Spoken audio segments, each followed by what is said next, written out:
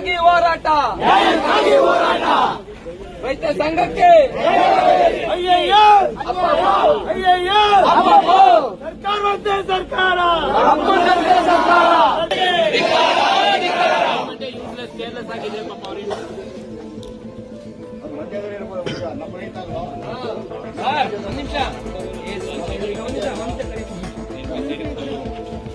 ನೋಡಿ ಸರ್, ಇಲ್ಲಿ MMLsಗೆ ಆವಾಗಲಿಂದ ಇವರು ಹುಲಿ ಸಂರಕ್ಷಣಾ ಪ್ರದೇಶ ಮಾಡಬೇಕು ಅಂತ ಮಾಡ್ತಾ ಇದ್ದಾರೆ.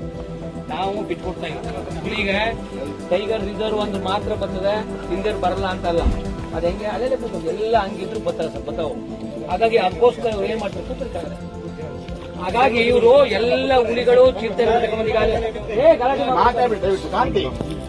ಹಾಗಾಗಿ ಸರ್ ಎಲ್ಲ ತಗೊಂಡು ಈಗ ಕೃಷಿಕರೇ ಇಂಡಿಯನ್ ಹತ್ತಲ್ಲಿ ಎಲ್ಲ ಪ್ರಾಣಿಗಳನ್ನ ಹೊಡಿತಾರೆ, ದನಕರುಗಳನ್ನೆಲ್ಲ ಹೊಡಿತಾರೆ ನೋಡಿ.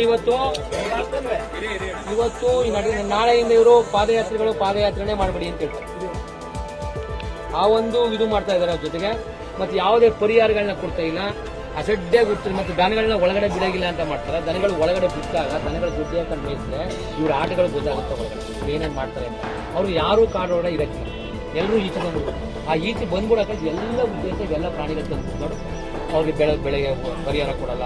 ಇವತ್ತು ಯಾರು ಬಂದಿಲ್ಲ, ಒಬ್ರು ಅರಣ್ಯ ಇಲಾಖೆ ಅದೇ ಲಾಸ್ಟ್ ಯಾರೋ ಒಂದು ಕಳಿಸ್ಬಿಟ್ರ ಸರ್. ACF ಇಲ್ಲ, DFO ಬಂದು DFO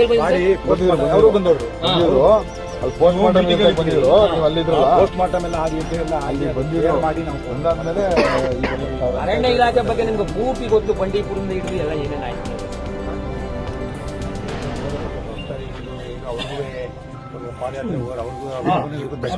ಆಗ್ಬಾರ್ದಲ್ಲ ಸರ್. ಅದಕ್ಕೆ ಭಯಬೀಡಿ ಏನ್ ಮಾಡ್ಬೇಕು ಅದನ್ನ ಈಗ ಚರ್ಚೆ ನಡೀತಾ ಇದೆ, ಯಾವ ತರ ಮಾಡೋದು.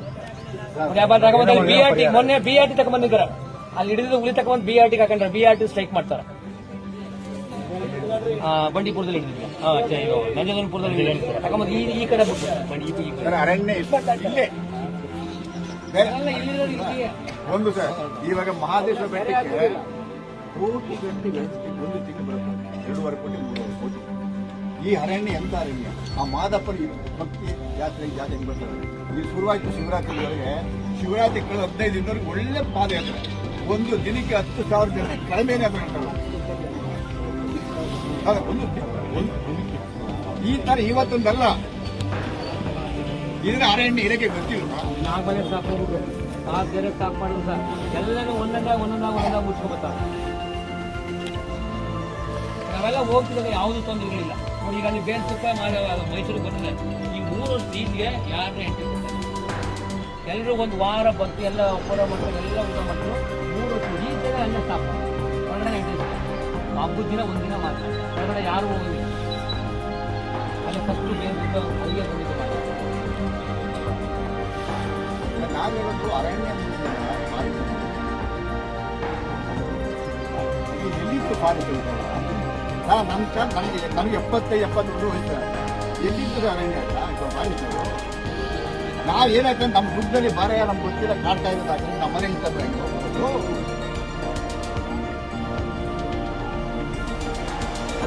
ಇನ್ನೊಂದು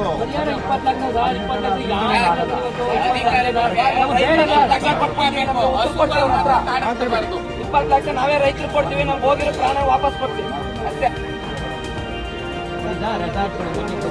ಕಬಿನಿ ನಾವು ಮಾಡಿದ್ವಿ, ಎಲ್ಲ ರೆಸಾರ್ಟ್ಗಳು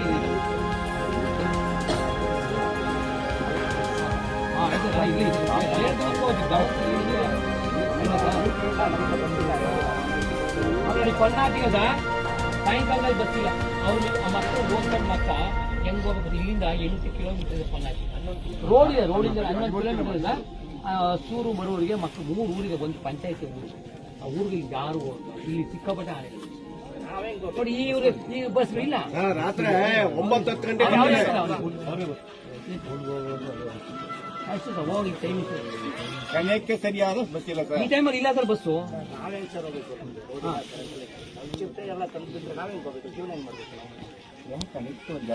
ದೊಡ್ಡಾಣೆ ಅಲ್ಲೆಲ್ಲ ಅದಕ್ಕೆ ಗಲಾಟೆ ಹೋಗ್ತಿದೆ. ಹಿಂದೆ ಸ್ವಲ್ಪ ಗಲಾಟೆ ಮಾಡ್ತೀವಿ.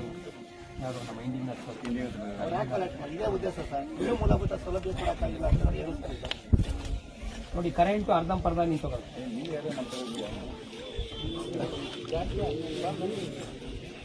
ಈಗೇನು ಬರ್ತಾರಲ್ಲ ಬರ್ತಾರ ಸರ್ ಬರ್ತಾರಲ್ಲ ಬಂದ್ರೆ ಜಾಗ ಖಾಲಿ ಮಾಡ್ತೀನಿ ನೀವು ಬರ್ತಾರೆ ಅಂತ ಖಾಲಿ ಮಾಡಿ ಬರೀ ಬಾರೇಶ್ ಅವರು ಬಂದ್ಬಿಟ್ಟು